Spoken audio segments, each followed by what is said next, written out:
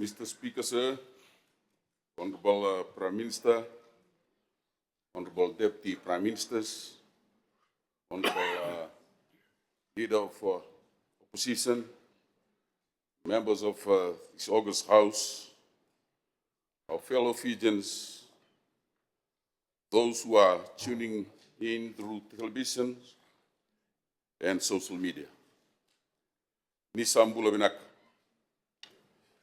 Mr. Speaker, sir, before I commence with my ministerial statement, I just want to advise that with the plan that's being put together by the Minister of Women, that she has been just presented on her ministerial statements, will address the overarching problems that's been faced by our females, that's been ongoing for so many years. With the plans, we'll solely address the issues that's been raised this morning. Mr. Speaker, I rise to provide this August House with a report of the UK-Fiji Roadshow 2025, which was held in May this year, and to inform Parliament and the people of Fiji about the key outcomes, challenges, and future directions arising from these initiatives. Mr. Speaker, the UK-Fiji Roadshow was a significant whole-of-government effort led by the Ministry of Taukei Affairs in close partnership with the Fiji High Commission in London and major Taukei institutions. This includes the Taukei Land Trust Board, the Taukei Trust Fund Board, the Taukei Affairs Board Commercial Arm, Native Land and Ministry of Fisheries Commission, Ministry of Justice, and support agencies such as Fiji National Provident Fund, Fiji Elections Office, Public Rental Board, and Fijian Holdings Unit Trust. This was the first government-led roadshow of its kind to the United Kingdom. It brought direct services and engagement to our diaspora across 13 locations, including key garrison bases, towns with large Fijian populations, and other regional centers. Mr. Speaker, the roadshow was designed to connect our government to our people abroad, to respond to long-standing needs around identity, land, investment, documentations, and cultural connections. Over 2 weeks, more than 1,500 Fijians were directly assisted, and 1,000 more engaged through community talanoa presentations and outreach. Many travels from distant cities and line up overnight.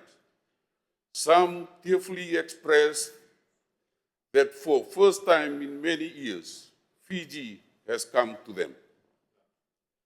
Let me highlight the key results. The Taukei Land and Fisheries Commissioners facilitated VKB registrations and update, especially for children of Fijians born abroad.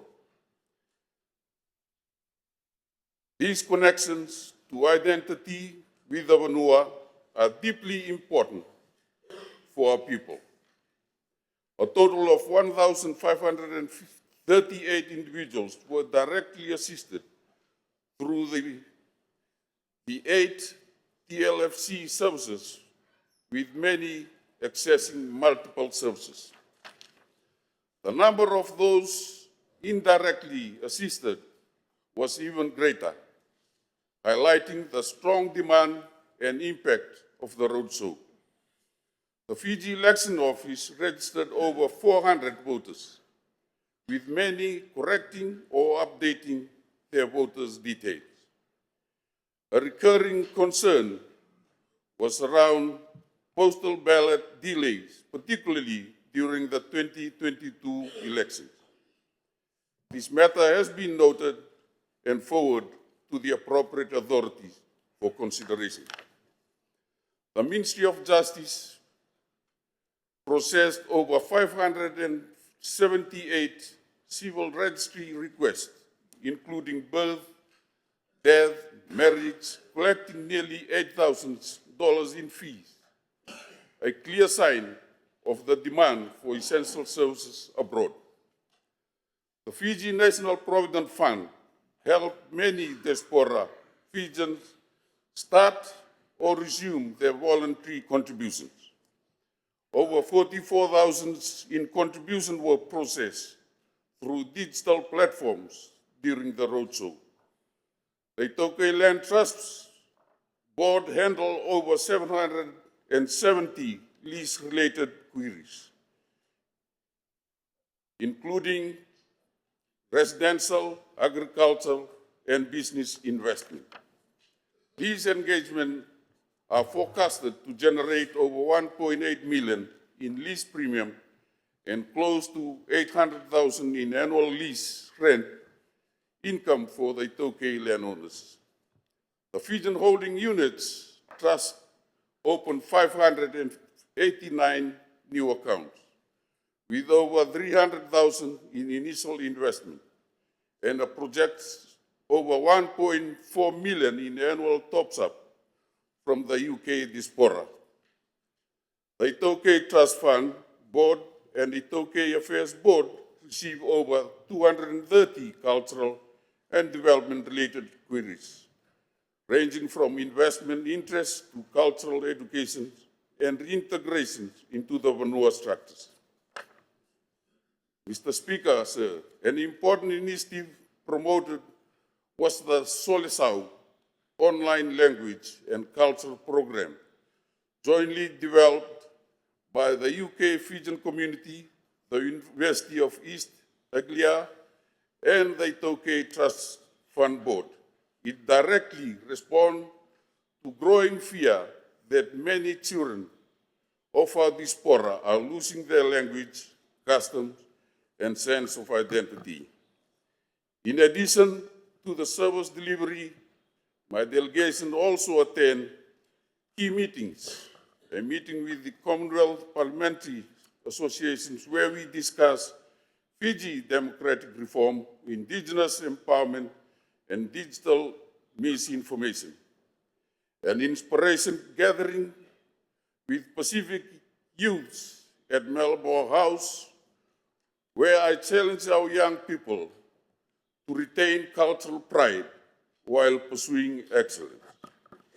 A moving visit to the grave of Sergeant Talayasi Lambalamba, our fallen Fijian British hero, and a Talanoa session with Fijian soldiers in the British Armed Forces. Mr. Speaker, this roadshow brought to light a number of challenges that our diaspora communities continue to face.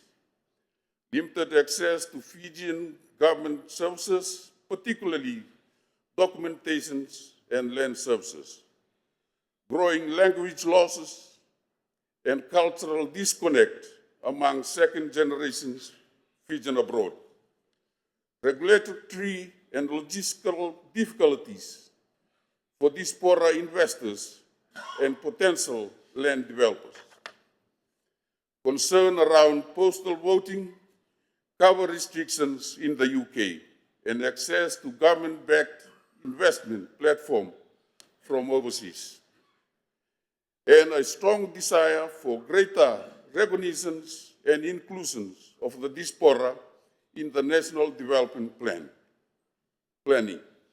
Mr. Speaker, I wish to share some challenges observed during the roadshow, along with possible solutions.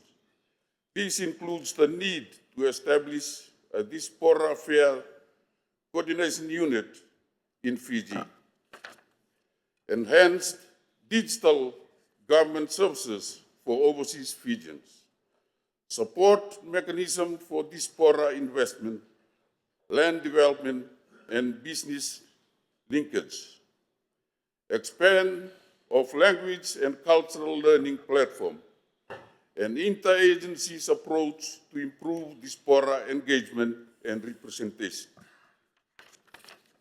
Mr. Speaker, with remittance now one of the largest sources of foreign income for the Fijian economy, it is imperative that we recognize our diaspora as a national asset, just as we do with our major industries and export commodities, where we have developed special policies, budget allocations, and concessions for tourism, sugar, and other key sectors. We must likewise create dedicated pathways and enabling environment for diaspora engagement. These include streamlining access to government services, removing barriers to investment, and building long-term trust so that our people abroad can confidently contribute to Fiji economic development and cultural continuity. Before I conclude, Mr. Speaker, sir, I wish to express my deepest gratitude to His Excellency Sovilisi Sovinikama, the Fiji High Commissioner to the United Kingdom, and his dedicated staff for their outstanding coordination and hospitality throughout the roadshow. I also sincerely thank the members of the Fijian community in the UK, including the families and community leaders across all the garrison bases and locations we visited, for their warm welcome, generosity, and care for our team. Special appreciation is extended to the many volunteers who selflessly assist us, driving us from town to town, ensuring our safety, and supporting the delegations every step of the way. Honorable to each one of you. Mr. Speaker, as we reflect on the success of the UK-Fiji Roadshow, let us also recognize that our people abroad remain an integral part of our national story. They are Fijians, not just in name, but in heart, identity, and spirit. They contribute through remittance, skill, knowledge, and now more than ever, through a desire to invest, reconnect, and give back to their Vanua. It is now our responsibility to build a system that supports their inclusion, not only as beneficiaries of services, but as active partners in development and national building. Honorable Mr. Speaker, sir.